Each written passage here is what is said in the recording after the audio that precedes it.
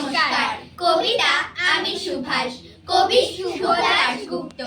তোমার পাথরে দিয়েছি মালা, এত মালা এত ফুল, তুমি ঢাকা পড়ে গেছো। তুমি পাথর না হলে রাগ করতে। 56 বছর আগের এক মধ্যরাতে এলগিন রোডের তিনতলার ঘরে আলো জ্বলছিল। চাদর গায়ের এক ছায়ামূর্তি পায়চারি করছিল অবিরাম। বাইরের রাস্তায় ইংলিশ পুলিশের চল সতর্ক সজাগ চোখে দেখছিল। তার সব সতর্কতাকে বুদ্ধ বানিয়ে তুমি তখন অন্ধকার চিরে ছুটে চলেছ আলোর পথে।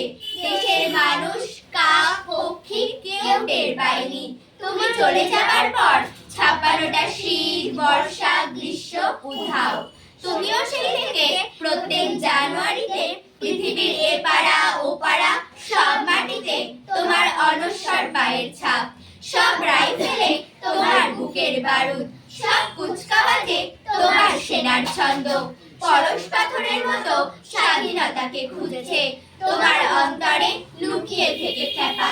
তোমার গন্তব্য ছিল স্বাধীনতা, তোমার পথ ছিল স্বাধীনতা, তোমার স্বপ্ন ছিল স্বাধীনতা, তোমার প্রেম ছিল স্বাধীনতা। তুমি রক্ত চেয়েছিলে স্বাধীনতার জন্য। তুমি তাই পাথর যারা স্বাধীনতার আড়ালে চেয়েছিল গদি, চেয়েছিল সিংহাসন।